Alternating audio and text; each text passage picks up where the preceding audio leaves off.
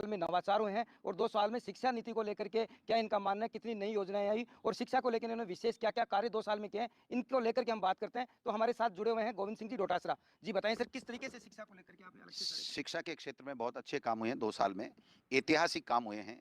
कई ऐसे नवाचार हुए हैं जो पूरे देश में सराहे जा रहे हैं। आपने देखा कि पहले बजट में हमारी सरकार ने 1580 करोड़ रुपए इंफ्रास्ट्रक्चर के दिए, 1260 के लगभग नई स्कूलें और स्कूलों को क्रमोन्नति करने का काम किया। पहले साल में हमने इंग्लिश मीडियम महात्मा गांधी स्कूलें खोली, जो प्रत्येक जिले में एक-एक खोलने का काम हुआ। उसके बाद में अगले बजट में हमने एक-एक ब्लॉक जो स्वामी विवेकानंद मॉडल स्कूलों के अलावा जो ब्लॉक शेष रह गए थे, उनमें इंग्लिश मीडियम की स्कूलें खोलने का काम किया। और आज जो बच्चा 25,000 से लेकर 50,000 तक प्राइवेट स्कूल में देता था इंग्लिश मीडियम में पढ़ने का, वो हमारे यहाँ निःशुल्क शिक्षा प्राप्त कर रहा है। और जिस प्रकार से इस कामों के साथ-साथ जो शिक्षकों की समस्याएँ थी, उनको हमने समाधान करने का काम किया। कैंप लगा करके 12,000 से अधिक परिवेदनाएँ उनकी निस्तारण करने का काम किया। ऑनलाइन जो ट्रांसफ़र हैं, वो ऑनलाइन प्रक्रिया अपनाई गई। जो समसा में जो प्रतिनियुक्ति होती है, उसके जो हमारे साक्षात्कार होते हैं, उसको ऑनलाइन किया गया और भर्ती की गई। 70,000 से अधिक लगभग टीचर्स की भर्ती की गई। जो 3rd ग्रेड की पेंडिंग बीजेपी सरकार छोड़ के गई थी, वो भी हमने की। उसके बाद में 10वीं के हेडमास्टर जो प्रधानाध्यापक हैं, उनकी भर्ती की। आज व्याख्याता का रिजल्ट निकला है। 2nd ग्रेड के 9,000 से अधिक का हमने नियुक्ति दे दी गई है। पीटीआई की नियुक्ति दी गई है। पुस्तकालय अध्यक्ष की अब नियुक्ति हम लोग देने वाले हैं।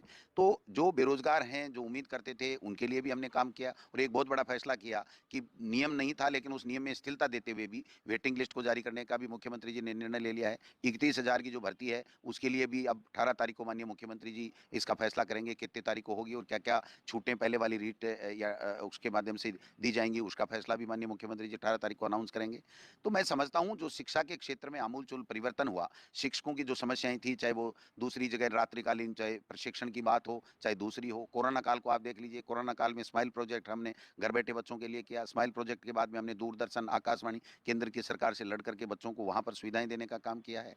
और जिस प्रकार से चाहे प्राइवेट स्कूलों की समस्या हो, अभिभावकों की समस्या हो, उनको बराबर संपर्क में रहते हुए समाधान किए हैं। और आज इस कोरोना काल में भी हम हमारे बच्चों को आओ घर से सीखें कार्यक्रम चला रखा है, जिससे टीचर्स उनके घर जाके वर्कबुक देते हैं। वर्कबुक में वो अपना होमवर्क करते हैं, वो वापस देते हैं, उसकी एग्जामिनेशन होती है। और हमने ये कहा कि किसी भी बच्चे को हम वैसे प्रमोट नहीं करेंगे, क्योंकि उसकी नींव कमज़ोर हो जाएगी। तो हम लोग घर घर जा करके और जिस प्रकार से काम कर रहे हैं, और कोरोना काल में जो शिक्षकों ने कोरोना वॉरियर के रूप में काम किया, वो भी ऐतिहासिक है।